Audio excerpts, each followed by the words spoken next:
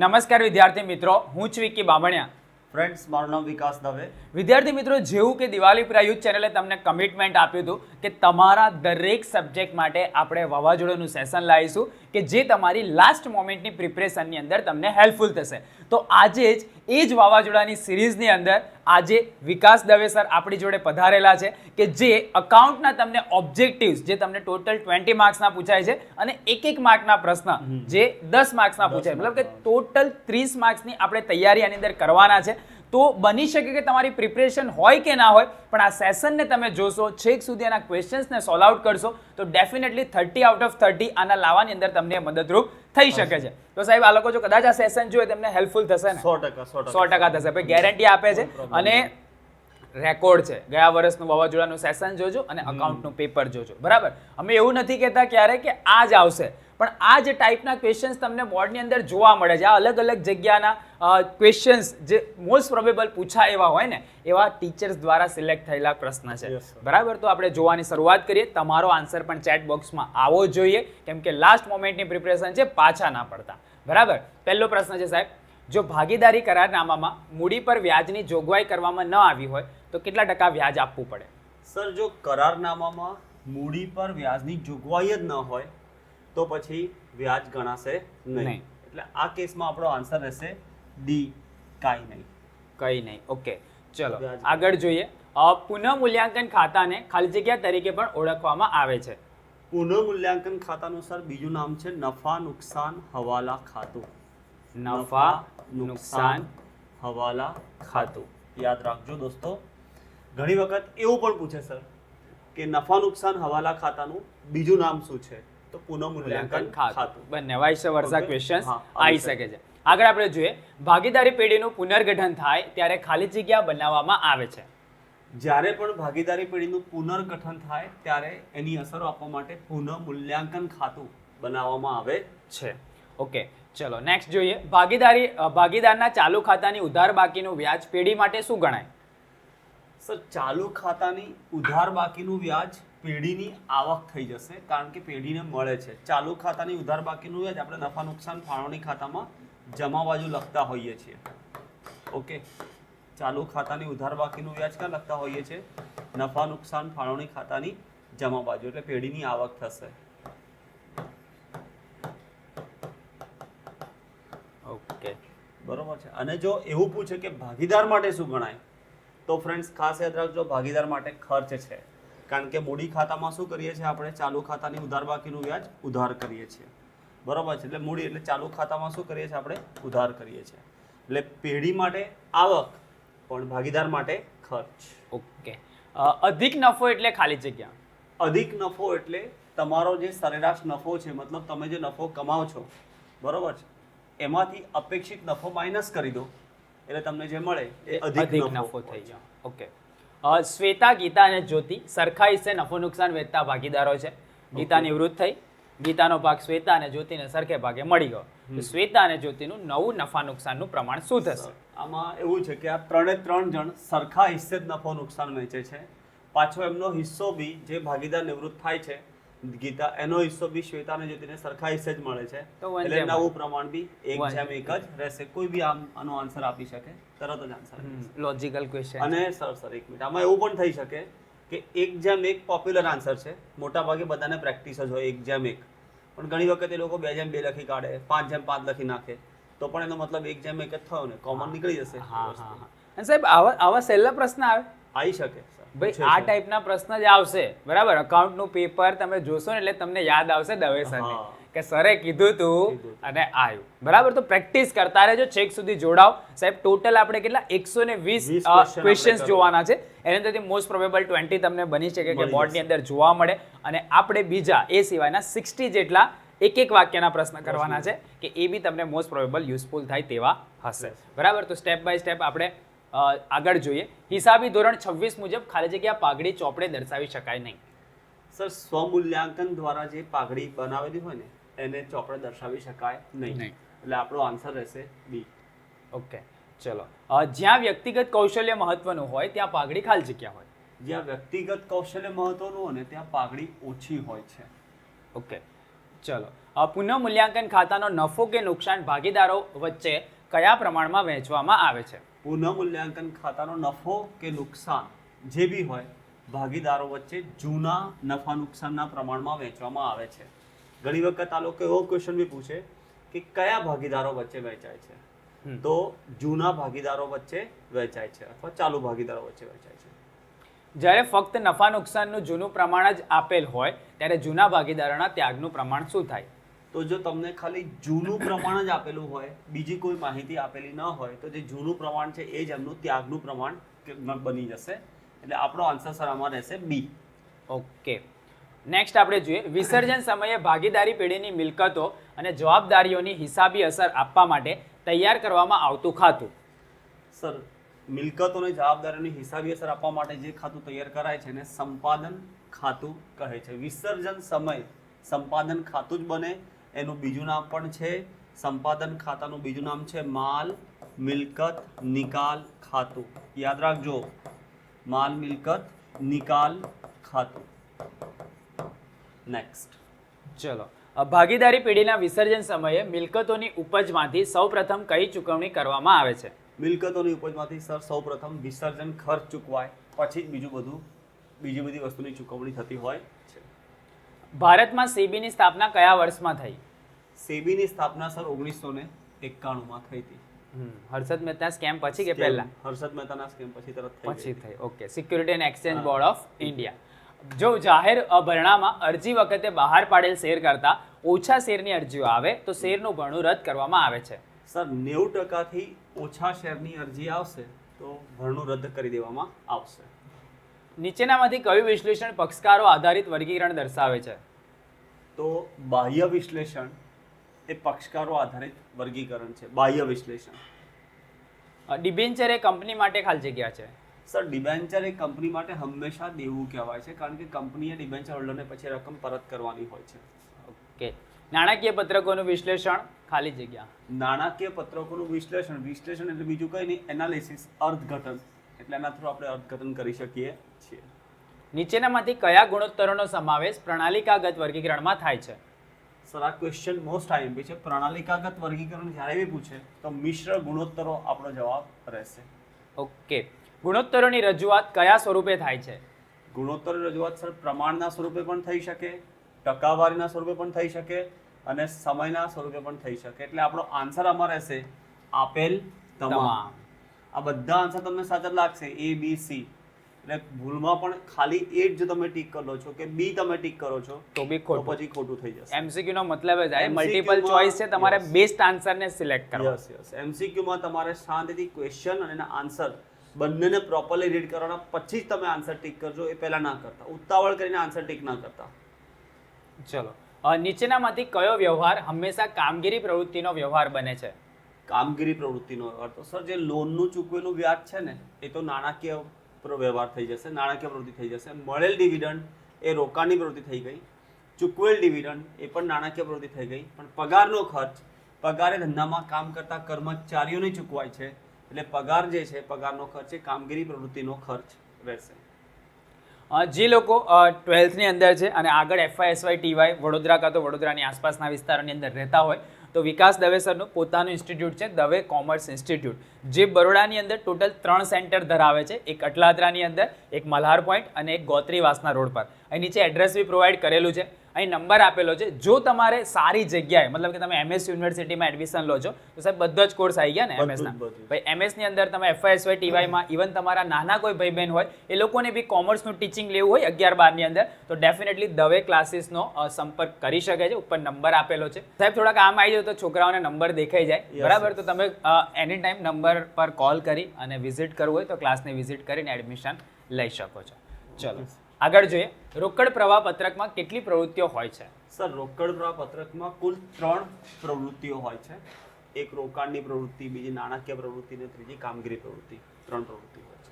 કઈ પદ્ધતિમાં મૂડીની રકમ બદલાતી હોવાથી મૂડીનું વ્યાજદર વર્ષે બદલાતું રહે છે?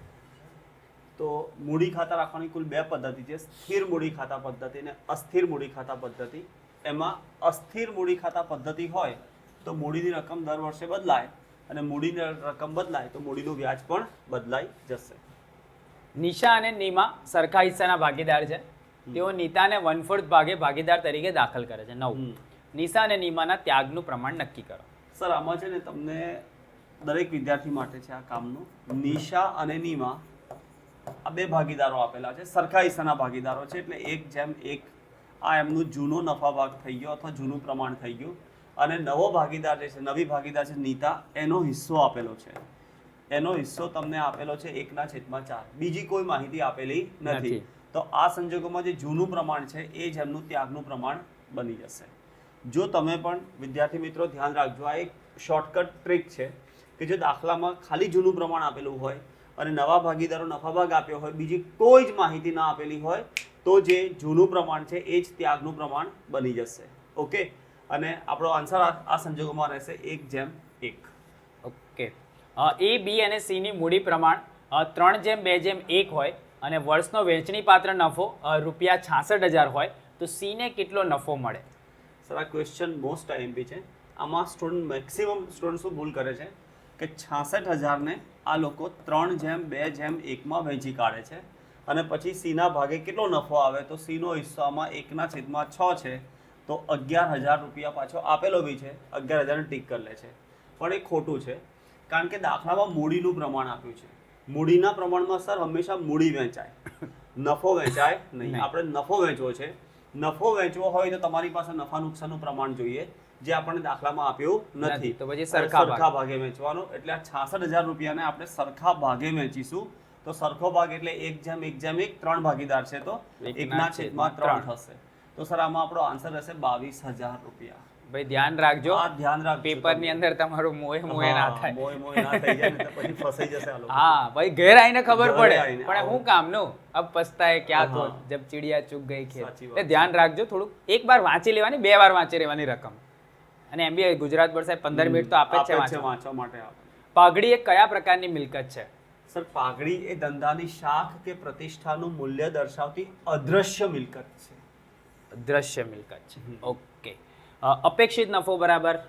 અપેક્ષિત નફો એટલે શું? તમારી ધંધામાં જે મૂડી રોકાયેલી હોય તે એનો ગુણાકાર કરો અપેક્ષિત વળતરના દર સાથે, તો જે મળે એને અપેક્ષિત નફો કહેવાય. ઘણી વખત રોકાયેલી મૂડીની જગ્યાએ લોકો ચોખ્ખી મિલકત શબ્દનો પણ ઉપયોગ કરે છે. ભાગીદારી પેઢીના પુનર્ગઠન વખતે રોકાણો ખાલી જગ્યા પુનઃમૂલ્યાંકન બાદના પાકા સરવૈયામાં દર્શાવવામાં આવે છે. ઓકે, તો પુનર્ગઠન વખતે રોકાણો બજાર કિંમતે પુનઃમૂલ્યાંકન બાદના પાકા સરવૈયામાં દર્શાવાય છે. બજાર કિંમતે દર્શાવાય છે.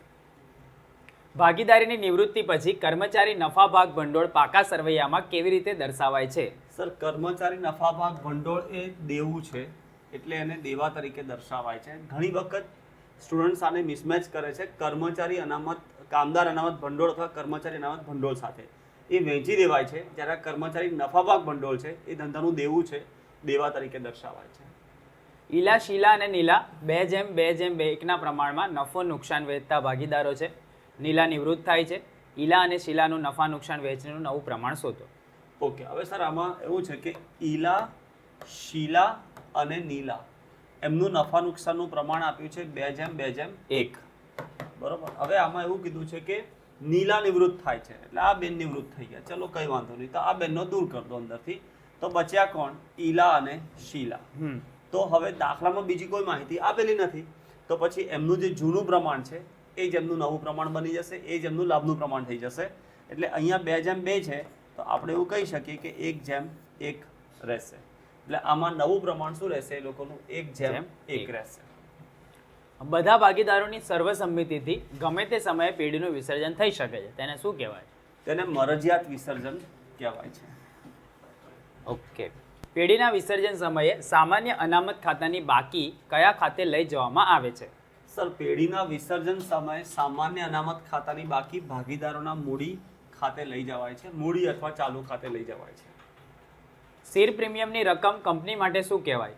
શેર પ્રીમિયમની રકમ સર કંપની માટે મૂડી નફો છે. તો બાળકો ખાસ ધ્યાન રાખજો, શેર પ્રીમિયમની રકમ કંપની માટે મૂડી નફો છે. નાણાકીય હિસાબોને કયા હિસાબો તરીકે ઓળખવામાં આવે છે? નાણાકીય હિસાબોને ઐતિહાસિક હિસાબો તરીકે ઓળખવામાં આવે છે. માલ મિલકત નિકાલ ખાતામાં આવતો તફાવત કયા ખાતે લઈ જવાય છે? માલ મિલકત નિકાલ ખાતામાં આવતો તફાવત ભાગીદારોના મૂડી અથવા ચાલુ ખાતે લઈ જવાય છે. કયા ડિબેન્ચર પર ડિબેન્ચર સર્ટિફિકેટ સાથે વ્યાજની કૂપનો આપવામાં આવે છે? બેરર ડિબેન્ચર આન્સર રહેશે. બેરર ડિબેન્ચરમાં કૂપન. નીચેનામાંથી કયું વિશ્લેષણ સમયના આધારે વર્ગીકરણ દર્શાવે છે? આડું વિશ્લેષણ, કારણ કે બધાને ખબર જ છે, તમે લોકો દાખલા ગણો છો તો એમાં 2015 પછી બાજુમાં 16 લખો છો, તો આડું વિશ્લેષણ હોય ને એ સમયના આધારે વર્ગીકરણ કરે છે. તો આડું વિશ્લેષણ આપણો જવાબ રહેશે. પેટન્ટની ખરીદી, ફર્નિચરની ખરીદી જેવા વ્યવહારોના સમાવેશ હંમેશા સર પેટન્ટ એટલે ધંધાની અદ્રશ્ય મિલકત થઈ ગઈ, પછી ફર્નિચરની ખરીદી એ પણ ધંધાની દ્રશ્ય મિલકત થઈ ગઈ, અને મિલકતોનું આપણે ખરીદીએ અથવા વેચીએ તે તમારું એક પ્રકારનું રોકાણ થઈ ગયું. એટલે તમારો આન્સર આપણો આન્સર આમાં રહેશે રોકાણની પ્રવૃત્તિઓમાં કરવામાં આવે છે. બી આપણો જવાબ રહેશે આમાં. નીચેનામાંથી કોનો નાણાકીય ખર્ચમાં સમાવેશ થાય છે? તો જો સર કારખાનાના ખર્ચા કામગીરીમાં આવે, વહીવટી ખર્ચા કામગીરીમાં, વેચાણના ખર્ચા કામગીરીમાં, પણ નાણાકીય ખર્ચ વ્યાજનો ખર્ચ એ નાણાકીય ખર્ચમાં આવશે. નીચેનામાંથી કઈ બાબતનો સમાવેશ ચાલુ ગુણોત્તર ગણવા માટે થતો નથી?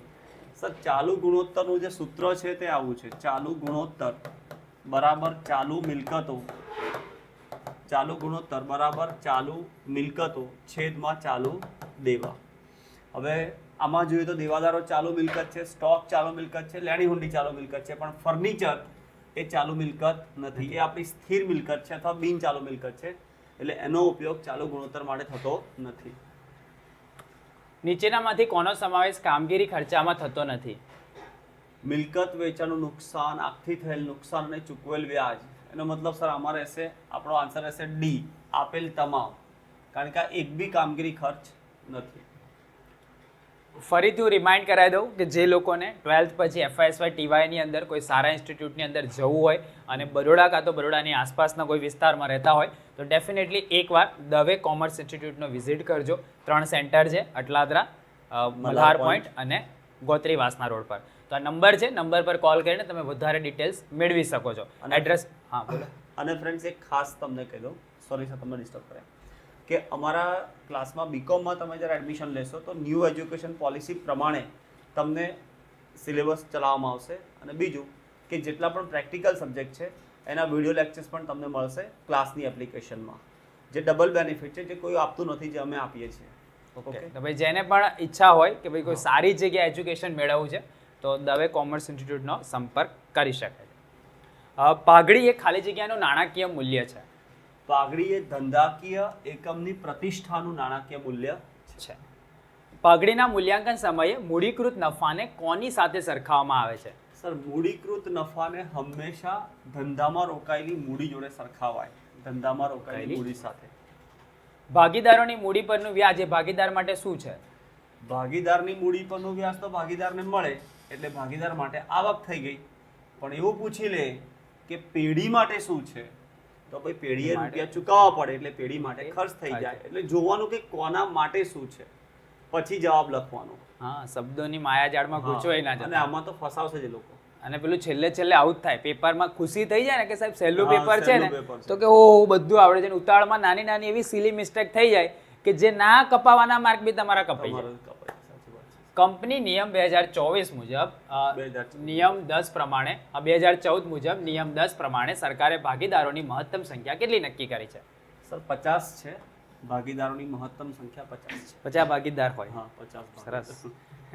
પુનઃ મૂલ્યાંકન ખાતાની ઉધાર બાકી એટલે શું? જો પુનઃ મૂલ્યાંકન ખાતાની ઉધાર બાકી એટલે ખોટ. પછી સર એવું કહી દે કે પુનઃ મૂલ્યાંકન ખાતાની જમા બાકી એટલે શું, તો નફો થઈ જશે. બરોબર છે. કારીગર નફા ભાગ ભંડોળ ભાગીદારી પેઢી માટે શું છે? કારીગર નફા ભાગ ભંડોળ એ પેઢી માટે દેવું છે, પેઢી માટે દેવું છે. નવો ભાગીદાર તેના ભાગની પાઘડીની રકમ રોકડમાં લાવે ત્યારે કયા ખાતે જમા થશે?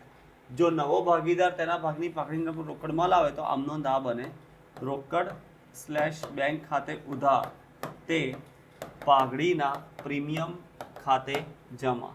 તો આમાં આપણો આન્સર છે સી, પાઘડીના પ્રીમિયમ ખાતે. ઓકે, ચલો. માલ મિલકત નિકાલ ખાતાને બીજા કયા નામથી ઓળખવામાં આવે છે? સંપાદન ખાતું. સંપાદન ખાતા નામ ઓળખાય છે. નિવૃત્ત થતા ભાગીદારને ચૂકવવાની બાકી રકમ પર ભાગીદારી કરારમાં કોઈ ઉલ્લેખ ન હોય તો ખાલી જગ્યા વ્યાજ ચૂકવવા પાત્ર છે. જો કોઈ જ ઉલ્લેખ ના હોય ને નિવૃત્ત થતા ભાગીદારને કેટલા એ કરવાનું છે તો વાર્ષિક 6% વ્યાજ ચૂકવવાનું રહેશે. નિવૃત્ત ભાગીદાર પેઢીના નફામાં ક્યાં સુધી હકદાર છે? તો નિવૃત્ત ભાગીદાર છેલ્લા વાર્ષિક હિસાબથી નિવૃત્તિ સુધીના નફામાં હકદાર છે. કંપનીને શેરના જાહેર ભરણા માટે કોની સંમતિ લેવી પડે? સેબીની સંમતિ લેવી પડે છે. રિપીટ થયો મારા ખ્યાલથી. થાય છે અને આ આવે છે ક્વેશ્ચન. ભાગીદારી પેઢીનું વિસર્જન કેટલી રીતે થઈ શકે? સર પેઢીનું વિસર્જન આ બી બે રીતે repeat થઈ થાય. શકે. આ બી રિપીટ થયો છે. હાલના કંપની ધારા નિયમ પ્રમાણે શેર દીઠ ઓછામાં ઓછી કેટલી કિંમતે શેર બાળ પાડી શકાય? તો કોઈ બી કંપની હોય તો એક રૂપિયો. 1 રૂપિયાના ભાવે આ શેર ક્વેશ્ચન બહાર- બી રિપીટ થયો. ડિબેન્ચર કેટલા ટકા વટાવે બહાર પાડી શકાય? સર, બોર્ડ ઓફ ડિબેન્ચર- હા બોર્ડ ઓફ મને આપણે આવડી ગયો હવે ફરી આયા ને એટલે જો સર કેટલું સરસ તમને એક્સપ્લેન કરે છે શાંતિથી, તો ભાઈ માર્ક્સ લઈને આવજો, ઇજ્જત ના કાઢતા ચેનલની. પૂરેપૂરા સાહેબ સાચી 100 આઉટ ઓફ 100 ની આખો પટ્ટો પડવો છે. નો ડાઉટ તમારા રિઝલ્ટનો અમે માર્કેટિંગ નહીં કરીએ, પણ તમારું રિઝલ્ટ મોકલજો જરો અમારી ખુશી માટે. ભાઈ અમે જે આનંદ થશે. સેશન જે કરાયા એનાથી તમારા રિઝલ્ટની અંદર જે ઇમ્પ્રુવમેન્ટ આવ્યું એઝ અ પ્રૂફ તરીકે તમે અમારે રિઝલ્ટ શેર કરી શકો છો. હે ને, તમને ખુશી થશે કે ભાઈ અમે 100%. અમારા સેશન્સ જોઈને કોઈના 100 out of 100 A account result જોઈને જે ખુશી થશે એ જ અમારી મહેનતનું ફળ છે. હા. જુદા જુદા વર્ષના નાણાકીય પત્રકોની તુલના કરવામાં આવે તેને કયું વિશ્લેષણ કહે છે? જુદા જુદા વર્ષના કે એટલે પછી આડા સ્વરૂપે વિશ્લેષણ થઈ જશે. આડા સ્વરૂપે વિશ્લેષણ એમાં જુદા જુદા વર્ષ આવે. નફા નુકસાનના પત્રકમાં કોને આધાર તરીકે લેવામાં આવે છે? સર નફા નુકસાનના પત્રકમાં વેચાણને આધાર તરીકે લેવાય છે. વેચાણ બરાબર 100 લખીને પછી દાખલો ગણાતો હોય છે. રોકડ સમકક્ષની રોકડ સમકક્ષ જે છે સર એની ઉચ્ચ પ્રવાહિતા હોય છે. રોકડ સમકક્ષ એટલે ઇઝીલી એ કેશમાં કન્વર્ટ થઈ જાય. રોકડ સમકક્ષ. કામગીરી નફો બરાબર શું થાય? કામગીરી નફો બરાબર વેચાણ ઓછા કામગીરી પડતર. વેચાણ ઓછા કામગીરી પડતર. ચાલુ મિલકતોમાંથી કઈ મિલકત બાદ કરવાથી પ્રવાહી મિલકતો મળે છે? તો સર ચાલુ મિલકતોમાંથી તમે જ્યારે સ્ટોક માઇનસ કરશો ને તો તમને પ્રવાહી મિલકતો મળશે. હવે ઘણી વખત એકચ્યુઅલી એવું છે સર કે ચાલુ મિલકતોમાંથી બે મિલકતો બાદ કરાય છે, સ્ટોક અને અગાઉથી ચૂકવેલા ખર્ચા. ઘણી વખત સ્ટોકની જગ્યાએ અગાઉથી ચૂકવેલા ખર્ચા વડ આપી દેતા હોય છે. ગયા વર્ષની સરખામણીમાં ચાલુ વર્ષે પાઘડીની રકમ ઘટે તો ખાલી જગ્યા કહેવાય.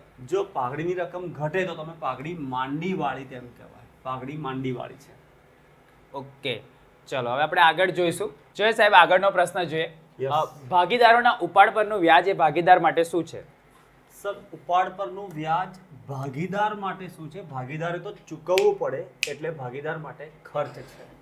ભાગીદાર ચૂકવતો હોય છે પેઢીને એટલે ભાગીદાર માટે ખર્ચ છે, પણ પેઢી માટે આવક છે. ઓકે.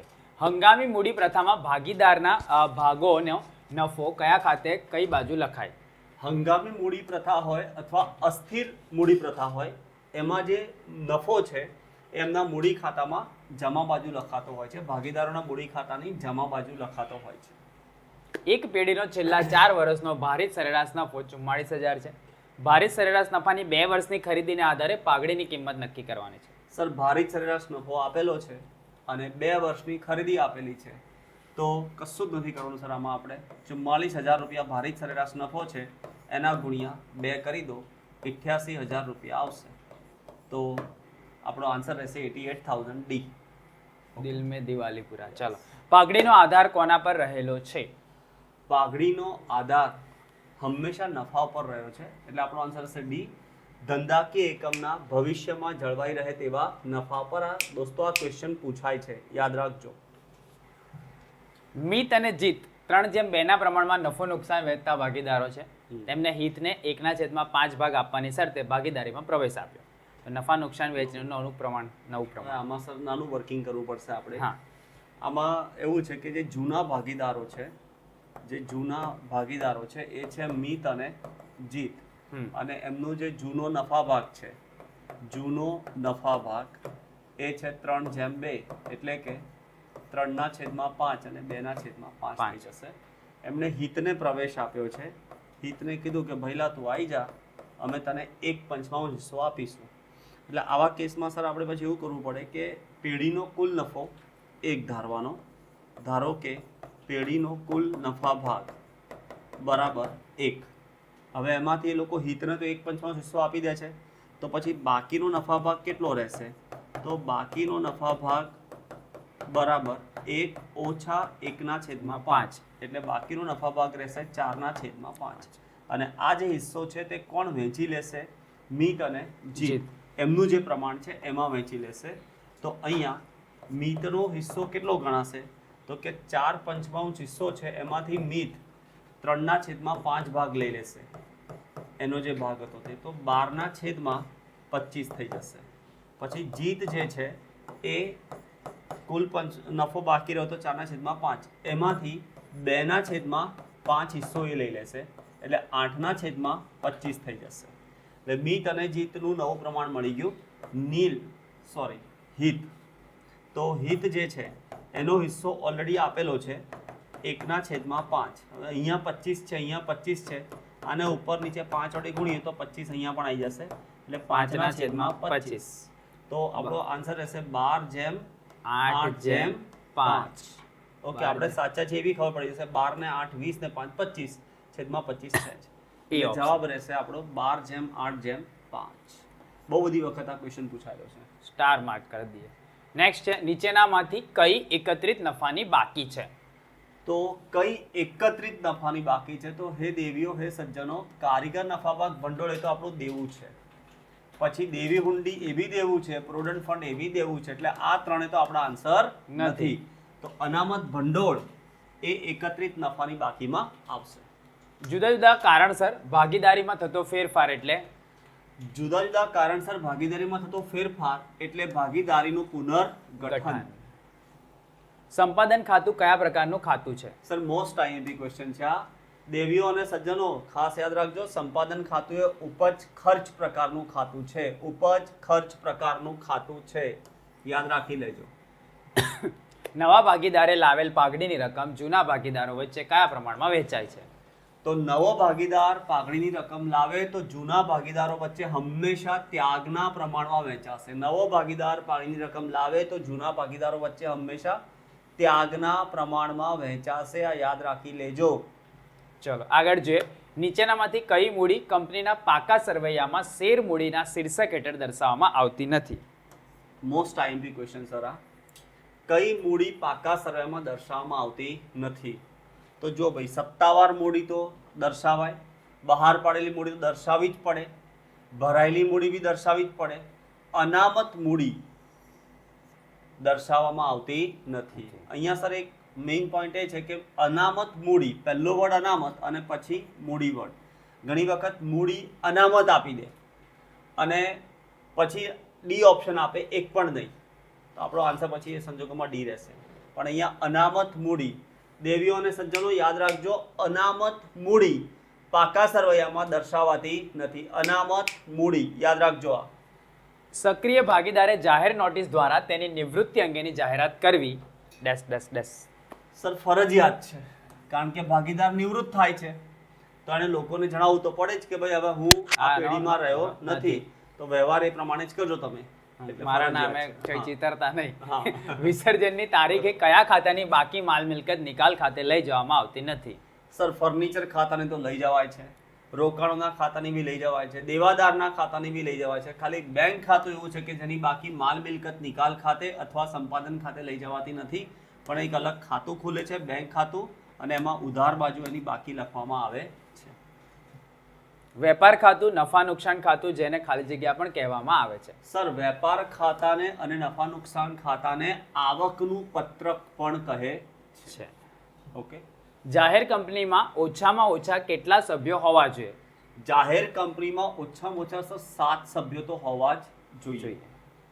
ધંધાના સંચાલકો દ્વારા નિર્ણય ઘડતર માટે નાણાકીય પત્રકોનું વિશ્લેષણ કરવામાં આવે તેને કયું વિશ્લેષણ કહે છે? હવે જો બાળકો, આમાં પણ છે ને સ્ટુડન્ટ્સને ઘણી વખત કન્ફ્યુઝ થતું. હવે ધંધાના સંચાલકો એટલે તો અંદરના માણસ થઈ ગયા, અને એ લોકો જે વિશ્લેષણ કરે એને આંતરિક વિશ્લેષણ કહેવાય. શું કહેવાય એને?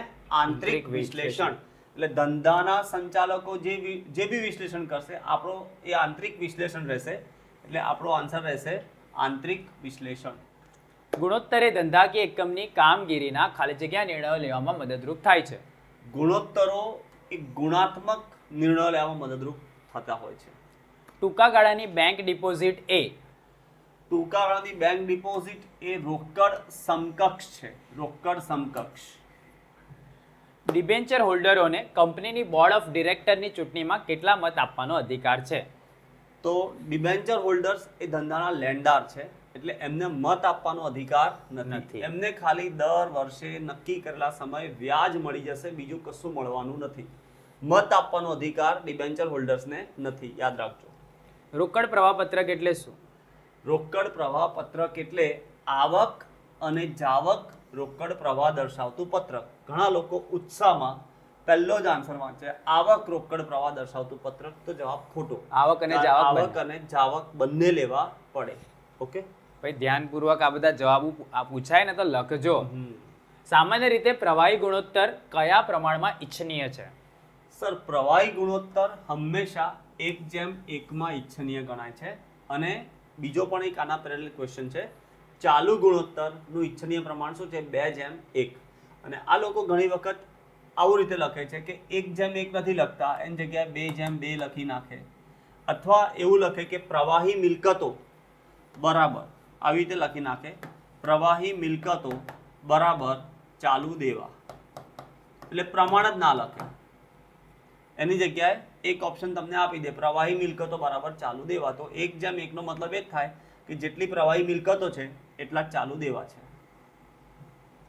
એક્સ, વાય અને ઝેડ વચ્ચે નફા નુકસાન વહેંચણીમાં થયેલ ફેરફારને કારણે એક્સનો લાભ 1/10 અને વાયનો લાભ 1/10 છે, તો ઝેડનો ત્યાગ શોધો. બહુ જ સહેલો ક્વેશ્ચન છે. 3 ભાગીદાર હતા, 2 જણને લાભ થયો છે, તો બટ ઓબ્વિયસ છે ત્રીજાને ત્યાગ થયો હશે, એટલે એનો સરવાળો કરી દઈએ 1/10 વત્તા 1/10, તો આપણને ઝેડનો ત્યાગ મળી જશે, જે 2/10 આવશે. ઘણી વખત 2/10 સર ના આપે, એની જગ્યાએ 1/5 લખી નાખે, તો એ જવાબ રહેશે. ભાગીદારના ચાલુ ખાતાની જમા બાકીનું વ્યાજ પેઢી માટે શું ગણાય? સર, ચાલુ ખાતાની જમા બાકીનું વ્યાજ એ પેઢીનો ખર્ચ છે, પેઢીએ ચૂકવવું પડે છે, એટલે પેઢીનો ખર્ચ. પણ ભાગીદારના પોઈન્ટ ઓફ વ્યૂથી કહીએ તો આવક છે. નફા નુકસાન ફાળવણી ખાતાની ઉધાર બાકી એટલે શું? નફા નુકસાન ફાળવણી ખાતાની ઉધાર બાકી એટલે વહેંચણી પાત્ર ખોટ. ખાલી જગ્યાએ ધંધાની બજારમાં પ્રતિષ્ઠાનું મૂલ્ય દર્શાવતી અદ્રશ્ય મિલકત છે. પાઘડી એ ધંધાની બજારમાં પ્રતિષ્ઠાનું મૂલ્ય દર્શાવતી અદ્રશ્ય મિલકત છે.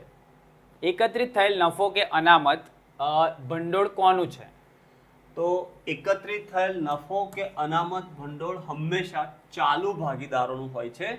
ચાલુ ભાગીદાર આપણો જવાબ રહેશે. આમાં એવું નહીં વિચારવું કે નવા ભાગીદારનો કોઈ હક રહેતો નથી.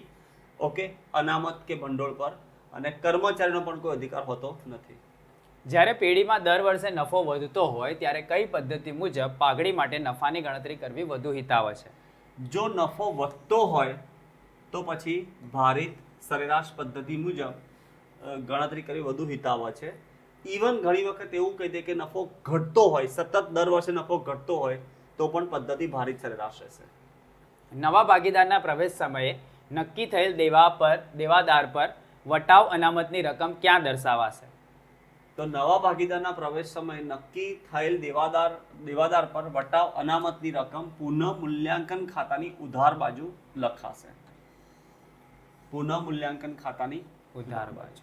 કંપની તેના શેરની મૂળ કિંમતના વધુમાં વધુ કેટલા ટકા લેખે પ્રીમિયમથી બહાર પાડી શકે? સર, પ્રીમિયમ ગમે તેટલું લઈ શકે, જેવી કંપનીની તાકાત, જેવી કંપનીની માર્કેટમાં રેપ્યુટેશન, કોઈ મર્યાદા નથી. પેટીએમ લીધું તું બધું જતું. નવા ભાગીદારના પ્રવેશ વખતે ચોપડે પાઘડી દર્શાવેલ હોય તો જૂના ભાગીદારો વચ્ચે કયા પ્રમાણમાં માંડી વળાશે? જો નવા ભાગીદારના પ્રવેશ વખતે ચોપડે પાઘડી દર્શાવેલી હોય તો એ જૂના ભાગીદારો વચ્ચે એમના જૂના પ્રમાણમાં માંડી વાળવામાં આવે છે. યાદ રાખજો, આમાં છે ને સ્ટુડન્ટ્સ, તમે ખાસ ધ્યાન રાખજો કે આમાં ઘણી વખત તમને એવું લાગે ત્યાગના પ્રમાણમાં, પણ ત્યાગનું પ્રમાણ નહીં આવે. ત્યાગનું પ્રમાણ ક્યારે આવશે? ત્યારે નવો ભાગીદાર પોતાના ભાગની પાઘડી ધંધામાં લાવે તો એ પાઘડી જૂના ભાગીદારો વચ્ચે વહેંચવા માટે ત્યાગનું પ્રમાણ આવે. ખ્યાલ આવ્યો? અહીં તો પાઘડી ઓલરેડી હતી જ, અને તમે શું કર્યું, એને તમે વહેંચવાની છે. તો એ પાઘડી પર અધિકાર ખાલી જૂના ભાગીદારોનો જ હોય. જૂના ભાગીદારો વચ્ચે જૂના પ્રમાણમાં વહેંચવાની રહેશે. ઓકે, આ યાદ રાખજો ક્વેશ્ચન.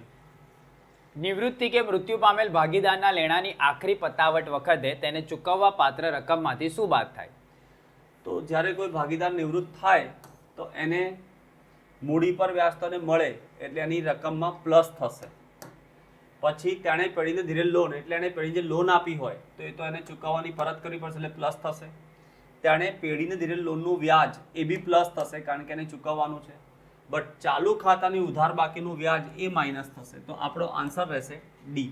ઓકે, અને જો આ ટાઈપના ઓપ્શન માટે સર મેં થોડુંક એનાલિસિસ કર્યું. કશું બી ક્રોસ ચેક કરવા વાળો એમસીક્યુ આવે ને, ઓલવેઝ ઓપ્શનને લાસ્ટમાંથી વેરીફાઈ કરો. મોસ્ટ પ્રોબેબલ ડી આન્સર તમારો કે સી આન્સર રાઈટ પડી જશે. ટાઈમ બચશે જો ટાઈમની વેલ્યુ હોય તો. ચલો, ભાગીદારી પેઢીના વિસર્જન સમયે પેઢીની મિલકતોની ઉપજમાંથી છેલ્લી કઈ ચૂકવણી થાય છે? તો મિલકતોની ઉપજમાંથી છેલ્લે કઈ ચૂકવણી થાય તો છેલ્લે ભાગીદારોને રૂપિયા મળતા હોય છે એટલે કે આપણો આન્સર રહેશે મૂડી ખાતાનો વધારો. Board of control for cricket in India BCCI company કયા પ્રકારની કંપનીનું ઉદાહરણ છે?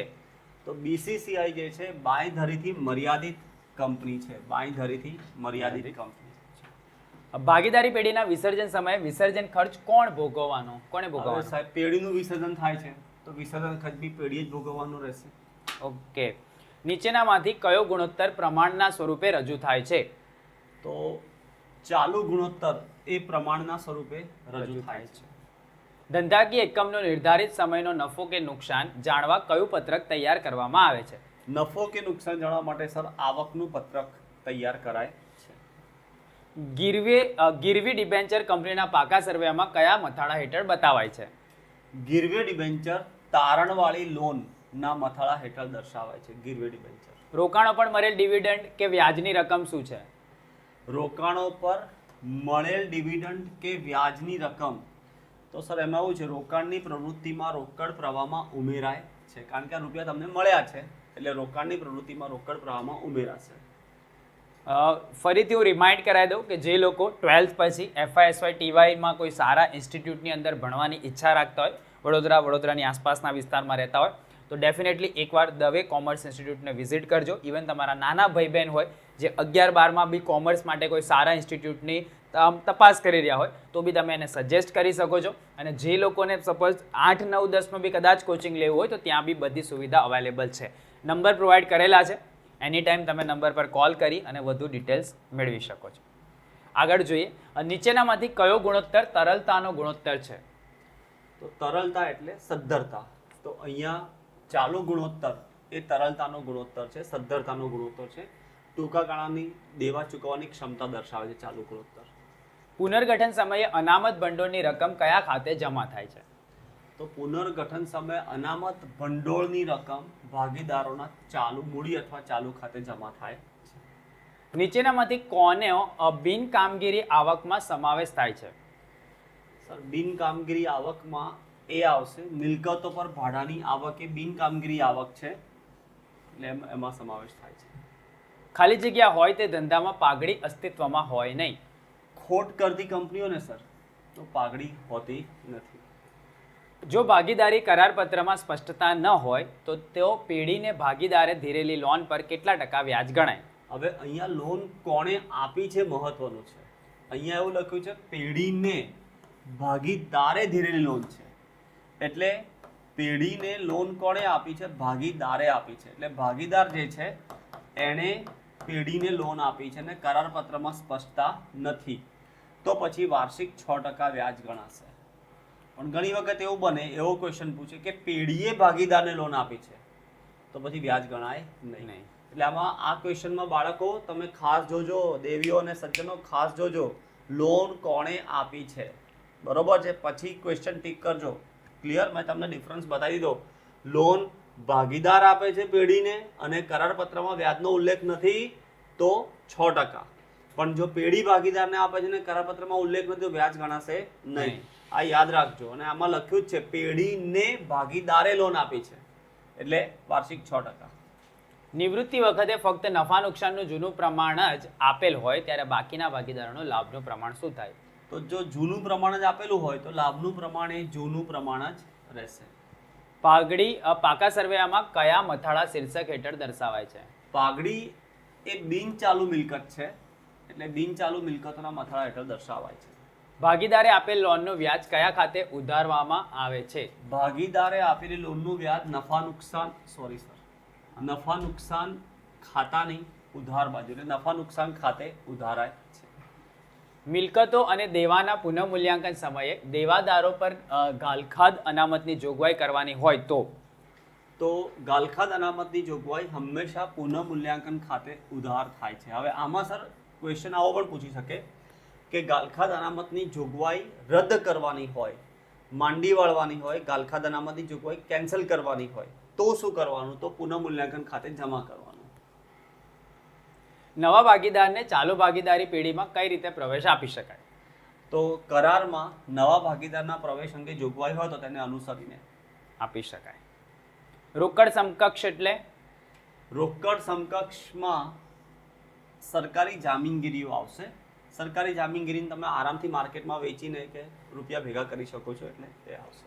નવા ભાગીદારના પ્રવેશ વખતે ચોપડે પાઘડી દર્શાવેલ હોય તો જૂના ભાગીદારો વચ્ચે કયા પ્રમાણમાં માંડી વળાશે? જો નવા ભાગીદારના પ્રવેશ વખતે ચોપડે પાઘડી દર્શાવેલી હોય તો જૂના ભાગીદારો વચ્ચે કયા પ્રમાણમાં માંડી વળાશે? તો જૂના પ્રમાણમાં માંડી વળાશે. જૂના પ્રમાણમાં. ઓકે. ભાગીદારની પત્નીએ સ્ત્રી ધનમાંથી આપેલ લોનની ચૂકવણી ક્યારે થાય? સ્ત્રી ધનમાંથી લોન આપેલી હોય તો સામાન્ય દેવા સાથે જ એની ચૂકવણી થતી હોય. કઈ મૂડીને નોંધાયેલી અધિકૃત કે નામની સ્થાપન પણ કહે છે? સર આ મોસ્ટ આઈએમપી ક્વેશ્ચન છે. નોંધાયેલી અધિકૃત કે નામની થાપણ કહે છે તો રજિસ્ટર મૂડીને નોંધાયેલી અધિકૃત કે નામની થાપણ કહે છે. ભાગીદારી પેઢીના વિસર્જન સમયે કારીગર અકસ્માત વળતર ભંડોળ કયા ખાતે લઈ જવામાં આવે છે? તો વિસર્જન સમયે કારીગર અકસ્માત વળતર ભંડોળ લખ્યું છે તો એને આપણે ભાગીદારોના મૂડી ખાતે લઈ જઈશું. ભાગીદારોના મૂડી ખાતે. ડિબેન્ચર પરત પ્રીમિયમ ખાતું કંપની માટે શું છે? સર ડિબેન્ચર પરત પ્રીમિયમ એ કંપની માટે દેવું ગણાશે. એક કંપનીના ચાલુ વર્ષના ખર્ચાઓ 6 લાખ છે અને પાછલા વર્ષની સરખામણીમાં 20% વધારો થયો હોય તો પાછલા વર્ષના ખર્ચા કેટલા હશે? એક નાનું વર્કિંગ આના માટે કરવું પડશે. આપણને પાછલા વર્ષના ખર્ચા કીધા છે પણ એવું કીધું છે કે પાછલા વર્ષની સરખામણીમાં ચાલુ વર્ષમાં 20% વધારો થયો છે તો આપણે એક સિમ્પલ વર્કિંગ કરીએ કે ભાઈ પાછલા વર્ષના ખર્ચા આપણે 100 ધારી લઈએ, પછી એમાં પ્લસ કરીએ વત્તા વધારો. 20% વધારો થયો છે તો 20 પ્લસ કરી દેવાના તો તમને ચાલુ વર્ષના ખર્ચા મળી જશે 120. ચાલુ વર્ષના ખર્ચા 120 થઈ ગયા. હવે તમે અહીંયા લખશો, આપણને કીધું છે કે પાછલા વર્ષના ખર્ચા કેટલા છે તો ભાઈ જો પાછલા વર્ષના ખર્ચા બરાબર. હવે આપણને એક્ઝામ્પલમાં ચાલુ વર્ષના ખર્ચા આપેલા છે તો આપણે આ રીતે જઈ શકીએ કે જો ચાલુ વર્ષનો ખર્ચો 120 રૂપિયા હોય તો પાછલા વર્ષનો ખર્ચો 100 રૂપિયા. તો જો ચાલુ વર્ષનો ખર્ચો હોય 6 લાખ રૂપિયા તો પાછલા વર્ષનો ખર્ચો કેટલો? તમે આને સોલ્વ કરશો 6 લાખ ગુણ્યા 100 ભાગ્યા 120 કરશો તો આન્સર એ 5 લાખ આવવું જ પડશે. આને સોલ્વ કરશો એટલે 5 લાખ આવી જશે તો જવાબ આપણો રહેશે 5 લાખ. 5 પેટી. શેર જપ્તીની આમનોંધ વખતે શેર મૂડી ખાતે કઈ રકમ ઉધારાય છે? ઉધારાય છે. મોસ્ટ આઈએમપી ક્વેશ્ચન છે, થોડો ટેકનિકલ બી છે. શેર જપ્તીની આમનોંધ વખતે શેર મૂડી ખાતે કઈ રકમ લખાય છે? તો મંગાવેલી રકમ. મંગાવેલી રકમ. ઓકે, આ રકમ રહેશે. કઈ રકમ ઉધારાય છે? મંગાવેલી રકમ. મિલકતોના ઉપયોગ અંગેની માહિતી ખાલી જગ્યાનું વિશ્લેષણ આપે છે. મિલકતોના ઉપયોગ અંગેની માહિતી કાર્યક્ષમતાનું વિશ્લેષણ આપે છે. ચલો તો બ્લેન્ક છે. ઓકે. કાચો નફો બરાબર શું થશે? કાચો નફો એનું સૂત્ર છે સર વેચાણ ઓછા વેચેલ માલની પડતર. કાચો નફો. સામાન્ય રીતે ચાલુ ગુણોત્તર કયા પ્રમાણમાં ઇચ્છનીય ગણાય છે? તો ચાલુ ગુણોત્તર સામાન્ય રીતે 2:1 ઇચ્છનીય ગણાય છે. પછી ઘણી વખત આ લોકો એવું પણ લખે છે કે 100:50 તો પણ 2:1 જ થયું. પછી આ લોકો એવું પણ લખે છે કે 2 ચાલુ મિલકતો બરાબર ચાલુ દેવા. તો ચાલુ મિલકતો 2 ગણી છે, ચાલુ દેવા. આ રીતે બી લોકો લખી શકે. પણ તમારે આ યાદ રાખવાનું રહેશે. 2:1 પ્રોપર આન્સર છે એનો. ચાલુ મિલકતો અને ચાલુ દેવા કઈ પ્રવૃત્તિનું પરિણામ છે? તો ચાલુ મિલકતો અને ચાલુ દેવા કઈ પ્રવૃત્તિનું પરિણામ છે? તો કામગીરી પ્રવૃત્તિનું પરિણામ છે. નીચેનામાંથી કોનો બિન કામગીરી આવકમાં સમાવેશ થાય છે? બિન કામગીરી આવકમાં મિલકતો પર ભાડાની આવક એ બિન કામગીરી આવક છે. તો આની સાથે તમારો જે MCQ જે પોર્શન હતો જેને તમને 20 માર્ક્સના પૂછ્યા છે, ટોટલ 120 MCQ સાહેબે તમને કરાયા છે, એનો તમારે ભરપૂર અભ્યાસ કરવાનો છે જેથી કરીને બોર્ડની અંદર તમને ઉપયોગી થાય. હવે આપણે જોઈએ છે એક એક વાક્યના કયા કયા પ્રશ્ન અગત્યના છે જેનું બી વેટેડ ટોટલ 10 માર્ક્સનું છે એ આપણે હવે આગળ જોઈએ. તો વિદ્યાર્થી મિત્રો હવે આપણે વિભાગ બી ના પ્રશ્નને જોવા માટે જઈએ છીએ કે જેની અંદર તમને એક એક માર્કના 10 પ્રશ્ન પૂછાવાના છે. આપણે ટોટલ 40 પ્રશ્ન જોઈશું. તમારો વધારે સમય નહીં લે, આન્સર લખેલા છે, ફટાફટ આપણે જોતા જઈએ. તમે એને યાદ રાખીને તૈયાર કરીને જશો તો ડેફિનેટલી તમને હેલ્પ મળશે 10 માંથી 10 માર્ક્સ લેવામાં. પહેલો સર પ્રશ્ન છે, પેઢીના વિસર્જન સમયે વિસર્જન ખર્ચ કોણે ભોગવવાનો હોય છે? સર વિસર્જન ખર્ચ હોય ને પેઢીનો હા. એ તો પેઢીએ જ ભોગવવાનો હોય. પણ હે દેવીઓ, હે સજ્જનો, એક વાત યાદ રાખજો કે આવું જ નથી લખવાનું પેઢીએ ભોગવવાનું હોય એવું લખીને આવી જવાનું, કશું નહીં મળે. તમારે લખવું પડશે પેઢીના વિસર્જન સમયે વિસર્જન ખર્ચ પેઢીએ ભોગવવાનો હોય છે એવું પૂરું લખવાનું, પછી જ વાત આગળ વધે. ચલો આગળ. ભાગીદારીના નિવૃત્તિના સંજોગો જણાવો. ભાગીદારી નિવૃત્તિના કુલ 2 સંજોગો છે. એક ભારતીય ભાગીદારી ધારા અનુસાર એટલે કાયદા પ્રમાણે, અને બીજું છે ભાગીદારીના અંગત કારણોસર. પાઘડી એટલે શું? મોસ્ટ આઈએમપી ક્વેશ્ચન છે આ. જે પેઢી પોતાની પ્રતિષ્ઠા, ખાસ પ્રકારના સ્થિર ગ્રાહક વર્ગ અને અન્ય કારણસર સામાન્ય પેઢી કરતાં વધુ નફો કમાવાની ક્ષમતા ધરાવતી હોય, ઓકે, તો તે પાઘડી ધરાવે છે તેમ કહેવાય. ભાગીદારીનું વિસર્જન અથવા તો અર્થ. ભાગીદારીનું વિસર્જન એટલે શું? પહેલા સિમ્પલ ફોર્મમાં સમજીએ. સપોઝ કે A, B અને C 3 ભાગીદારો છે. હવે C એવું કહે છે કે ભાઈ હું નિવૃત્ત થઈ જાઉં છું, મારે હવે પેઢીમાં રહેવું નથી. તો પછી એવું કહેવાય કે A, B અને C ની ભાગીદારીનો અંત આવ્યો અને એની જગ્યાએ હવે નવી ભાગીદારી શરૂ થઈ A અને B ની. આને કહેવાય છે ભાગીદારીનું વિસર્જન. ઘણી વખત એવું પણ બને કે 2 જ ભાગીદાર હતા A અને B, એ લોકોએ નક્કી કર્યું કે આપણે C ને પ્રવેશ આપીએ, તો A અને B ની ભાગીદારીનો અંત આવ્યો, એની જગ્યાએ A, B અને C ની ભાગીદારી પેઢીની શરૂઆત થઈ ગઈ. એટલે આ વિસર્જન જ છે ભાગીદારીનું. તો અહીંયા જુઓ, ભાગીદારની નિવૃત્તિ, મૃત્યુ, નાદારી કે અન્ય કારણસર ધંધો બંધ કરવામાં ન આવે. આ લાઈન હોવી જ જોઈએ, આ શબ્દ હોવો જ જોઈએ, બરોબર છે. પરંતુ અન્ય ભાગીદારો ધંધો ચાલુ રાખે તો ભાગીદારીનું વિસર્જન થયું કહેવાય. યાદ રાખજો, ભાગીદારી વિસર્જનમાં પેઢી પોતાનો ધંધો બંધ કરતી નથી, પેઢી પોતાનો ધંધો ચાલુ જ રાખે છે. ઓકે. રોકડ પ્રવાહ એટલે શું? રોકડ પ્રવાહ એટલે રોકડ અને રોકડ સમકક્ષની આવક જાવક. એકલી આવક નહીં લખવાની, આવક જાવક બંને વર્ડ યુઝ કરવાના. ગુણોત્તર ક્યારે ઉપયોગી બને? જ્યારે કોઈ ધોરણ સાથે સરખામણી કરવામાં આવે ત્યારે ગુણોત્તર ઉપયોગી બને. ડિબેન્ચર એટલે શું? ડિબેન્ચર એટલે કંપની જાહેર પ્રજા પાસેથી લાંબા ગાળા માટે ઉછીની મેળવેલી રકમ સામે રોકાણકારોને દેવાનો સ્વીકાર કરતો જે દસ્તાવેજ આપે છે તેને ડિબેન્ચર કહેવાય છે. ડિબેન્ચર લખાઈ ગયું છે એની જગ્યાએ ડિબેન્ચર છે. ભાગીદારી પેઢીનું પુનર્ગઠન એટલે શું? જુદા જુદા કારણોસર ભાગીદારોમાં થતો ફેરફાર. ભાગીદારીમાં થતો ફેરફાર એટલે ભાગીદારીનું પુનર્ગઠન. રોકડ અને રોકડ સમકક્ષ એટલે શું? તો રોકડ અને રોકડ સમકક્ષમાં રોકડ એટલે હાથ પરની રોકડ શિલ્લક અને બેંક શિલ્લક, અને રોકડ સમકક્ષ એટલે એવા રોકાણો જેનું ઝડપથી રોકડમાં રૂપાંતર થઈ શકે. ગુણોત્તર ક્યારે ઉપયોગી બને? હિસાબી આંકડાઓ, 2 હિસાબી આંકડાઓ વચ્ચેનો સંબંધ જે ગાણિતિક રીતે દર્શાવેલ હોય તેને ગુણોત્તર કહેવાય છે. પેઢી વિસર્જન સમયે પાકા સરવૈયામાં દર્શાવેલ પ્રોવિડન્ટ ફંડની બાકીનો નિકાલ કેવી રીતે કરશો?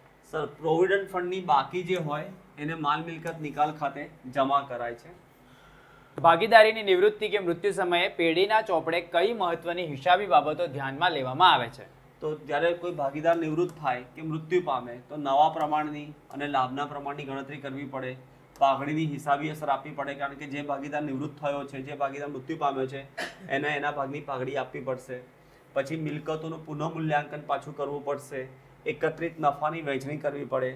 નિવૃત્તિ કે મૃત્યુ પામેલ ભાગીદારની ચૂકવવાપાત્ર રકમ નક્કી કરવાની. નિવૃત્તિ કે મૃત્યુ પામનાર ભાગીદારની લેણી રકમ ચૂકવવી. આ બધાનો સમાવેશ થાય છે. પાઘડીનું પુનઃમૂલ્યાંકન એટલે શું? જ્યારે ભાગીદારી પેઢીમાં કોઈ કારણસર ફેરફાર થાય ત્યારે મિલકતોની કિંમતમાં ફેરફાર કરવો પડે, જેમાં પાઘડીનું મૂલ્યાંકન ફરીથી કરવામાં આવે તો તેને પાઘડીનું પુનઃમૂલ્યાંકન કહેવાય છે. ભાગીદારી પેઢીનું વિસર્જન એટલે શું? અહીંયા ભાગીદારીનું વિસર્જન નથી, ભાગીદારી પેઢીનું વિસર્જન છે, એટલે પેઢી તમારે બંધ કરવાની છે. તો ભાગીદારી ધારાની કલમ 39 મુજબ પેઢીનું વિસર્જન કરી બધા ભાગીદારો છૂટા થાય ત્યારે ભાગીદારીનો અંત આવે તેને પેઢીનું વિસર્જન કહેવાય છે. વેચાણ પડતર એટલે શું? તો વપરાયેલ કાચા માલની પડતરમાં મજૂરી અને કારખાના ખર્ચ ઉમેરતા જે પડતર મળે તેને વેચાણ પડતર કહેવામાં આવે છે. હવે જો તમારે બીજા બી વધારે પ્રેક્ટિસ વગેરે કરવું હોય તો નીચે ડિસ્ક્રિપ્શનમાં બ્રહ્માસ્ત્ર સિરીઝ અને ચેપ્ટર વાઇઝ બી ઘણા બધા આવા પ્રેક્ટિસ માટેના ક્વેશ્ચન્સ આપેલા છે. તો એનો ઉપયોગ તમે કરી અને સેક્શન એ અને બી ના તમે 30 માંથી 30 માર્ક્સ કવર કરી શકો છો. તો જેને પણ હજુ પણ એવું લાગતું કે મારા તૈયારીમાં કંઈક ખૂટે છે તો તમે એ સેશન્સનો ઉપયોગ કરી શકો છો. કંપની ધારા 2013 મુજબ કંપની કેટલા વર્ષની મુદતના ડિબેન્ચર બહાર પાડી શકે? તો સર એમાં એવું છે કે સામાન્ય કંપની હોય ને તો 10 વર્ષની મુદ્દતના ડિબેન્ચર બહાર પાડી શકે, અને જો ઇન્ફ્રાસ્ટ્રક્ચર પ્રોજેક્ટ જેમ કે રોડ બનાવવાના છે, રેલવેની લાઈનો નાખવાની છે અથવા ડેમ બનાવતી કંપની હોય તે વધુમાં વધુ 30 વર્ષની મુદ્દતના ડિબેન્ચર બહાર પાડી શકે છે. રોકડ પ્રવાહ પત્રક એટલે શું? રોકડની આવક જાવક દર્શાવતું પત્રક અને સમયના અંતે ચોક્કસ સમયના અંતે રોકડ સમકક્ષની શિલ્લક દર્શાવતું પત્રક. ત્યાગનું પ્રમાણ એટલે શું?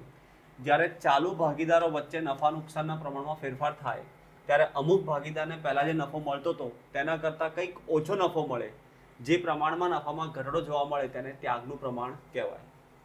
કામગીરીની પ્રવૃત્તિઓ એટલે શું?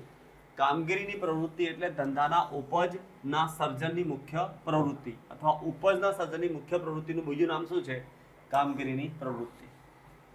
ગુણોત્તર કયા કયા સ્વરૂપે રજૂ કરી શકાય? ગુણોત્તર પ્રમાણ સ્વરૂપે રજૂ કરી શકાય, ટકાવારી સ્વરૂપે, સમય, અપૂર્ણાંક, દિવસો, અઠવાડિયા કે મહિનાના સ્વરૂપે રજૂ કરી શકાય. પેઢીના વિસર્જન સમયે અગાઉમાં માંડી વાળેલ ગાલખાત પરત મળે ત્યારે તેની નોંધ ક્યાં થાય છે? અગાઉ માંડી વાળેલી ગાલખાત આપણને જો પરત મળે છે તો આમ નોંધ આ થશે: રોકડ/બેંક ખાતે ઉધાર, કારણ કે રોકડ ધંધામાં આવે છે, અને માલ મિલકત નિકાલ ખાતે જમા. કઈ બાકીઓ બધા જ ભાગીદારોનું જૂના નફા નુકસાનના પ્રમાણમાં ઉધારાય છે? તો નિવૃત્તિ કે મૃત્યુની તારીખે પેઢીના ચોપડે દર્શાવેલ નુકસાન તેમજ ચાલુ પ્રસારિત મહેસૂલી ખર્ચાઓની બાકીઓ ભાગીદારોના જૂના નફા નુકસાનના પ્રમાણમાં ઉધારાય છે. પાઘડી એ કેવા પ્રકારની મિલકત છે? પાઘડી ધંધાની શાખ કે પ્રતિષ્ઠાનનું મૂલ્ય દર્શાવતી અદ્રશ્ય પ્રકારની મિલકત છે. મરજિયાત વિસર્જન એટલે શું? ભાગીદારી પેઢીનું વિસર્જન ગમે ત્યારે થઈ શકે, જ્યારે દરેક ભાગીદારો પેઢીનું વિસર્જન કરવા સંમત થાય તો મરજિયાત વિસર્જન કહેવાય. રોકાણની પ્રવૃત્તિઓ એટલે શું?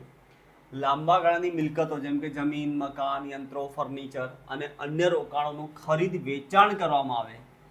ઓકે, જેમાં રોકડ અને રોકડ તો તેને રોકાણની પ્રવૃત્તિ કહેવાય, પણ એમાં રોકડ અને રોકડ સમકક્ષનો સમાવેશ થતો નથી. નાણાકીય ખર્ચનું એક ઉદાહરણ આપો. નાણાકીય ખર્ચનું ઉદાહરણ છે વ્યાજનો ખર્ચ. ડિવિડન્ડ ચૂકવીએ તો એ પણ નાણાકીય ખર્ચ જ છે. જામીનગીરી પ્રીમિયમ અનામત ખાતું પાકા સરવૈયામાં ક્યાં દર્શાવવામાં આવે છે? તો જામીનગીરી પ્રીમિયમ અનામત ખાતું ઇક્વિટી અને દેવાના શીર્ષક હેઠળ અનામતો અને વધારાના શીર્ષક હેઠળ દર્શાવાય છે. લાભનું પ્રમાણ એટલે શું? જ્યારે ચાલુ ભાગીદારો વચ્ચે નફા નુકસાનના પ્રમાણમાં ફેરફાર થાય ત્યારે અમુક ભાગીદારને પહેલા જે નફો મળતો હતો તેના કરતાં કંઈક વધુ નફો મળે તો જે પ્રમાણમાં નફો વધારે મળે તેને લાભનું પ્રમાણ કહેવાય. નાણાકીય પ્રવૃત્તિઓ એટલે શું? તો માલિકીની મૂડી અને ધંધાની ઓછીની મૂડીના કદમાં અથવા અને સ્વરૂપમાં ફેરફાર થાય તો એને નાણાકીય પ્રવૃત્તિ કહેવાય. જેમ કે તમે લોન લો છો, તમે લોન લીધી, તમે શેર બહાર પાડ્યા, તમે ડિબેન્ચર બહાર પાડ્યા, તો એ બધી નાણાકીય પ્રવૃત્તિ થઈ ગઈ. તમે શેરની રકમ પરત કરી, ડિબેન્ચર રકમ પરત કરી, તો એ પણ નાણાકીય પ્રવૃત્તિ થઈ ગઈ. એના કારણે તમારી જે નાણાકીય કદ છે, મૂડીના કદમાં શું થાય છે? ફેરફાર થતો હોય છે. સ્ટોકમાં ફેરફાર ધન હોય તો વેચેલ માલની પડતર ઉમેરાય કે બાદ થાય? જો સ્ટોકમાં ફેરફાર ધન હોય તો વેચેલ માલની પડતરમાં ઉમેરાય, ઋણ હોય તો વેચેલ માલની પડતરમાંથી બાદ થાય. રિમાઇન્ડ ફરીથી તમને કરાવી દઉં કે જે લોકો 12thની અંદર છે, આગળ FY SY TY માટે કોઈ પ્રોપર એજ્યુકેશન કોમર્સનું કોઈ ઇન્સ્ટિટ્યૂટ શોધી રહ્યા હોય તો તમે દવે કોમર્સ ઇન્સ્ટિટ્યૂટનો સંપર્ક કરી શકો છો. અને અહીંયા MS યુનિવર્સિટી મતલબ કે બરોડાની આસપાસના કોઈ વિદ્યાર્થીઓ એમએસમાં ભણતા હોય તો ન્યૂ એજ્યુકેશન પોલિસી પ્રમાણેનું એજ્યુકેશન પ્રોવાઈડ કરવામાં આવે છે અને એ લોકોને વિડીયો લેક્ચર્સ બી પ્રોવાઈડ કરવામાં આવે છે. તો એકવાર કોઈ બી જગ્યાએ એડમિશન લેતા પહેલાં એકવાર દવે કોમર્સ ઇન્સ્ટિટ્યૂટનો સંપર્ક જરૂર કરજો. એ નંબર આપેલો છે, એ નંબર પર તમે કોન્ટેક્ટ કરી શકો છો. આગળ માલ મિલકત નિકાલ ખાતાની બીજી રીતમાં દેવી હુંડીની ચૂકવણીની રકમ કયા ખાતે નોંધાય છે? સર, આ ક્વેશ્ચનમાં છે ને ભૂલ છે. હા, ક્વેશ્ચનમાં જ ભૂલ છે. અહીંયા ક્વેશ્ચન બહુ સિમ્પલ છે. માલ મિલકત નિકાલ ખાતાનો અર્થ આપો. હા, એટલે આ બધું કાઢના, આ બધું કેન્સલ થઈ જાય છે. યસ. હા, એટલે માલ મિલકત નિકાલ ખાતાનો અર્થ અહીંયા છે કે પેઢીના વિસર્જન સમય પેઢીની મિલકતોને દેવાના નિકાલની હિસાબી અસરો આપવા માટે તૈયાર કરવામાં આવતું ખાતું એટલે માલ મિલકત નિકાલ ખાતું. ભાગીદારની નિવૃત્તિ વખતે પેઢીના ચોપડે દર્શાવેલ જૂની પાઘડીની હિસાબી અસરો સમજાવો. સર, જૂની પાઘડી હોય તો જૂના નફા નુકસાનના પ્રમાણમાં માંડી વળાય છે, બીજું કંઈ કરવાનું હોતું નથી. મૂડીકૃત નફો એટલે શું? મૂડીકૃત નફો એટલે અપેક્ષિત વળતરના દરના આધારે સરેરાશ નફાની મૂડીકૃત કિંમત. માલ મિલકત નિકાલ ખાતાનો અર્થ સમજાવો. સર, રિપીટ થાય છે, આપણે હમણાં જ જોઈ ગયા માલ મિલકત નિકાલ ખાતાનો. એટલે જ ફરી આવી ગયો, પેલા ભૂલ હતી ને. કયા વ્યવહારો હંમેશા કામગીરીની પ્રવૃત્તિઓ હોય છે? તો કામગીરીની પ્રવૃત્તિમાં પગાર, મજૂરી, કામદારોને બોનસ, કામદાર કલ્યાણ ખર્ચા એ બધા કામગીરીની પ્રવૃત્તિઓ હોય છે. તરલતાના ગુણોત્તર શું દર્શાવે છે? તરલતાનો ગુણોત્તર એટલે ટૂંકા ગાળાની સદ્ધરતા, કે કંપની પોતાના ટૂંકા ગાળાના દેવા ચૂકવી શકવા માટે સક્ષમ છે કે નહીં. રોકડ સિવાયના અવેજથી ડિબેન્ચર બહાર પાડવા એટલે શું? તો ઘણી વખત એવું બને કે નોર્મલી ડિબેન્ચર બહાર પાડીએ એટલે આપણને રૂપિયા મળતા હોય છે, તો એને રોકડના અવેજથી ડિબેન્ચર બહાર પડે એવું કહેવાય. પણ ઘણી વખત આપણે ડિબેન્ચર આપીએ, સામેવાળી પાર્ટી આપણને એનો બિઝનેસ આપી દે, એની મિલકત આપી દે અને આપણે એને શું આપીએ? ડિબેન્ચર આપીએ. તો આને કહેવાય છે રોકડ સિવાયના અવેજથી ડિબેન્ચર બહાર પાડવા. એકત્રિત નફાની વહેંચણી કઈ રીતે થાય છે? તો જૂના ભાગીદારો વચ્ચે જૂના પ્રમાણમાં. કયા વ્યવહારો હંમેશા રોકાણની પ્રવૃત્તિઓ હોય છે? સ્થિર મિલકતોની ખરીદીના વ્યવહારો. કામગીરી ગુણોત્તર શોધવા નાણાકીય ખર્ચાઓનો સમાવેશ થાય છે. ઓકે, નાણાકીય ખર્ચ, કામગીરી ગુણોત્તર શોધવા નાણાકીય ખર્ચનો સમાવેશ થાય છે? ના, ન થાય થતો નથી. પ્રશ્ન પૂછેલો હતો. પેઢીનું સંપૂર્ણ વિસર્જન બાદ રોકડ ખાતાની બાકી શું રહેશે? રોકડ ખાતું હંમેશા સરભર થઈ જશે. નફા નુકસાન હવાલા ખાતું ક્યારે અને શા માટે ખોલવામાં આવે છે? તો મિલકતોને જવાબદારીનું પુનઃ મૂલ્યાંકન કરવા માટે. અધિક નફો એટલે શું?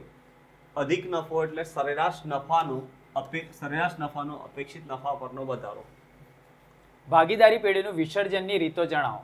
એક હોય છે સામાન્ય વિસર્જન અને બીજું હોય છે અદાલતના હસ્તક્ષેપ સિવાયનું વિસર્જન. કયા વ્યવહારો હંમેશા નાણાકીય પ્રવૃત્તિઓ હોય છે? તો શેર મૂડી પર ચૂકવેલ ડિવિડન્ડ, લોન પર ચૂકવેલ વ્યાજ એ નાણાકીય પ્રવૃત્તિઓ હોય છે. વ્યાજ આવરણ ગુણોત્તર શું દર્શાવે છે? તો વ્યાજ અને વેરા પહેલાંનો નફો અને લાંબા ગાળાના દેવાઓ પર વ્યાજનો સંબંધ દર્શાવે છે. ડિબેન્ચર બહાર પાડતા થયેલ નુકસાન એટલે શું? ડિબેન્ચર પરત કરતી વખતે આપવાનું થતું પ્રીમિયમ એ નુકસાન છે. પુનઃ મૂલ્યાંકન ખાતાનો નફો કે નુકસાન કયા ખાતે લઈ જવામાં આવે છે? પુનઃ મૂલ્યાંકન ખાતાનો નફો કે નુકસાન હંમેશા ભાગીદારના મૂડી કે ચાલુ ખાતે લઈ જવાય છે. એક જ વ્યવહારમાંથી બે પ્રવૃત્તિઓ ઉદ્ભવતી હોય તેવા કોઈ એક વ્યવહારનું ઉદાહરણ આપો. તો એમાં આ ક્વેશ્ચન IMP છે. આમાં એવું છે કે ભાગ ખરીદ નથી, ભાડા ખરીદ છે. હા, ભાડા ખરીદના હપ્તાની ચૂકવણીમાં મુદ્દલની ચૂકવણી રોકાણની પ્રવૃત્તિ છે. જેમ કે આપણે લોનનો હપ્તો ચૂકવીએ તો એમાં જે પ્રિન્સિપલ અમાઉન્ટ છે, મુદ્દલની રકમની ચૂકવણી રોકાણની પ્રવૃત્તિ છે અને એની પર જે વ્યાજ ચૂકવીએ છીએ એ નાણાકીય પ્રવૃત્તિ ગણાશે. શેર હોલ્ડર્સના ભંડોળો એટલે શું? ઇક્વિટી શેર મૂડી, પ્રેફરન્સ શેર મૂડીમાં અનામત વધારો ઉમેરતા નફા નુકસાન ખાતાની ઉધાર બાકી બાદ કરતા મળતી રકમ એટલે શેર હોલ્ડરના ભંડોળો. પુનઃ મૂલ્યાંકન ખાતું ક્યારે ઉધાર કરવામાં આવે છે? પુનઃ મૂલ્યાંકન ખાતું ક્યારે ઉધાર કરવામાં આવે તો યાદ રાખ લો ફ્રેન્ડ્સ, જ્યારે મિલકતોની કિંમત ઘટે ત્યારે પુનઃ મૂલ્યાંકન ખાતું ઉધાર કરાય, દેવું વધે ત્યારે પુનઃ મૂલ્યાંકન ખાતું ઉધાર કરાય, દેવાદાર વટાવ અનામત કે ગાલખાત અનામતની રકમ વધે ત્યારે પુનઃ મૂલ્યાંકન ખાતું ઉધાર કરાય છે. પાઘડી પાકા સરવૈયામાં કયા મથાળા હેઠળ દર્શાવવામાં આવે છે? તો પાઘડી આ IMP ક્વેશ્ચન છે. પાઘડી પાકા સરવૈયામાં મિલકત લેણા બાજુ બિનચાલુ મિલકતોના મથાળા હેઠળ અદ્રશ્ય મિલકત તરીકે દર્શાવાય છે. ભાગીદારી એટલે શું? ભાગીદારી એ એવી વ્યક્તિઓ વચ્ચેનો સંબંધ છે કે જેઓ બધા દ્વારા અથવા બધા વતી તેમનામાંની કોઈ એક વ્યક્તિ દ્વારા ચલાવાતા ધંધાનો નફો વેચવા માટે સંમત થયા હોય. પુનઃ મૂલ્યાંકન ખાતાને બીજા કયા નામથી ઓળખવામાં આવે છે? તો એનું બીજું નામ છે નફા નુકસાન હવાલા ખાતા. કામગીરીની પ્રવૃત્તિ એટલે શું? કામગીરીની પ્રવૃત્તિ એટલે ધંધાના ઉપજના સર્જનની મુખ્ય પ્રવૃત્તિ, જે રોકાણ નાણાકીય પ્રવૃત્તિઓ નથી. કયા ગુણોત્તરો દ્વારા તરલતા મપાય છે? તો ચાલુ ગુણોત્તર અને પ્રવાહી ગુણોત્તર દ્વારા તરલતા મપાય છે. નાણાકીય વિશ્લેષણ એટલે શું? નાણાકીય પત્રકો તૈયાર થયા બાદ તેની પુનઃ ગોઠવણી કરીને તેમની તુલના થઈ શકે તે સ્વરૂપે તૈયાર કરવામાં આવે છે. તુલનાત્મક સ્વરૂપે તૈયાર થયેલા નાણાકીય પત્રકોના આધારે વિવિધ પક્ષકારો તેમના જરૂરી નિર્ણય લેતા હોય છે. આ આખી પ્રક્રિયાને નાણાકીય વિશ્લેષણ તરીકે ઓળખવામાં આવે છે. મૂડીકૃત નફો એટલે શું? મૂડીકૃત નફો એટલે અપેક્ષિત વળતરના દરના આધારે સરેરાશ નફાની મૂડીકૃત કિંમત. છેલ્લા બે. રોકડ પ્રવાહ પત્રક એટલે શું? કામગીરી પ્રવૃત્તિઓ, રોકાણ પ્રવૃત્તિ અને રોકાણની નાણાકીય પ્રવૃત્તિઓમાંથી રોકડ સમકક્ષમાં થતા ફેરફારોને દર્શાવતું પત્રક એટલે રોકડ પ્રવાહ પત્રક. આ IMP ક્વેશ્ચન છે. ઓકે. વેચેલા માલની પડતર એટલે શું? વપરાયેલ કાચા માલની પડતરમાં મજૂરીને કારખાના ખર્ચ ઉમેરતા જે પડતર મળે તેને વેચાણ પડતર કહે છે. તો આની સાથે તમારું જે અકાઉન્ટ જે હતું નામાના મૂળ તત્વોનું એનું વાવાઝોડાનું સેશન આપણે કમ્પ્લીટ કરેલું છે. હવે તમે આનો ભરપૂર ઉપયોગ કરજો અને તમારી જે વિભાગ A અને B ની જે તૈયારી છે એને ધારદાર બનાવજો. સાહેબ આટલા ક્વેશ્ચન કરીને જાય તો હું નથી માનતો કે વિદ્યાર્થીને ત્યાં કોઈ પ્રશ્નની અંદર તકલીફ પડે. નહીં પડે સર, નહીં પડે. વિશ્વાસ રાખજો, બધું આવડી જશે તમને. અને બાકીના જે સેક્શન્સ છે એની પણ મસ્ત તૈયારી કરીને જજો. એકાઉન્ટની અંદર 100 માંથી 100 ની આપણે લાઈન પાડવાની છે. અને તમે અમને પ્રોમિસ આપજો, નીચે અહીંયા કોમેન્ટની અંદર કહેજો કે સર હું લાઈને બતાવીશ અને તમને રિઝલ્ટના દિવસે મોકલીશ. બરાબર? ચેનલ પર નવા આવ્યા હોય ચેનલને સબસ્ક્રાઇબ કરી દેજો. તમારા મિત્રોને શેર કરજો. કોઈને ડર લાગતો હોય કે ભાઈ શું થશે, પેપર કેવું આવશે, તો આ વિડીયોને શેર કરી આપો. એનું પણ થોડું ભલું થાય. સાહેબ એકાઉન્ટ માટે બીજું કંઈ કેવું તમારે આ લોકોને? ના સર, ખાલી એમને એવું કહું કે સ્પીડ પહેલેથી રાખજો. જ્યારે પણ તમે પેપર લખવાનું શરૂ કરો તો પહેલેથી સ્પીડ રાખજો. એકાઉન્ટનું પેપર નોર્મલી થોડું લેન્ધી હોય છે અને તમે પહેલું જ પેપર આપો છો, તમારો પહેલો જ એક્સપિરિયન્સ છે એટલે નોર્મલી એકાઉન્ટમાં ટાઈમ છેલ્લે ખૂટતો હોય છે. એની જગ્યાએ જેવું પેપર હાથમાં આવે પહેલેથી એવી સ્પીડ રાખજો કે તમારું કામ પૂરું થઈ જાય. મતલબ કોઈ કદાચ આવે તો અટકતા નહીં. ગુજરાત બોર્ડ ફક્ત ને ફક્ત 3 કલાક લખવાના આપે છે, વિચારવાના નહીં. બરાબર? તો ચેનલ પર નવા હોય તો સબસ્ક્રાઇબ કરી લેજો. વિડીયો પસંદ આવ્યો હોય તો લાઈક કરજો. 21,000 લાઈકનો આપણો ટાર્ગેટ છે અને અમને વિશ્વાસ છે કે તમે જરૂરથી એને અચીવ કરાવી દેશો. એ સિવાય સર કોઈ સ્પેશિયલ ટિપ્સ? યસ સર, એક સ્ટુડન્ટ્સ તમને ખાસ રિક્વેસ્ટ છે મારી કે લાઈક તમે સેક્શન A છે, સેક્શન B છે, સેક્શન C છે, સેક્શન D માં તમને કોઈ પ્રોબ્લેમ નહીં આવે, પણ જ્યાં પ્રવેશ છે, નિવૃત્તિ છે, જે મોટા એક્ઝામ્પલ છે, ત્યાં ઘણી વખત એવું થતું હોય છે કે તમારા આન્સર નથી આવતા. હવે સ્ટુડન્ટ્સ એવી મિસ્ટેક કરે છે કે એ લોકો ફરી પાછી બધી ભૂલ શોધવા બેસે, ફરી પાછો દાખલો ગણે અને એ ચક્કરમાં આગળનું પણ એમનું છૂટી જતું હોય છે, કારણ કે એ સેક્શન જ બધા લાંબા હોય છે. તો જો તમારો પ્રવેશનો દાખલો નથી આવતો તો ભૂલ શોધવાની જરૂર નથી. એના પછીનો બીજો એક્ઝામ્પલ ગણી લો, એના પછીનો ત્રીજો એક્ઝામ્પલ ગણી લો. Okay friends? વાર્ષિક હિસાબ નથી આવતો તો કોઈ પ્રોબ્લેમ નથી. વાર્ષિક હિસાબ પછી બી બીજો કંપનીનો વાર્ષિક હિસાબ છે જ, એ સોલ્વ કરી લેજો. એવું ના થાય કે એક દાખલા પાછળ તમે અટક્યા અને પાછળ તમે બધું ગુમાવી બેઠા. કદાચ ભૂલ તમને ના પણ મળે તો પાછળનું તો નહીં છૂટે તમારું. Okay friends? આ યાદ રાખજો, ખાસ આ યાદ રાખજો. ઓકે? બાકી ઓલ ધ બેસ્ટ.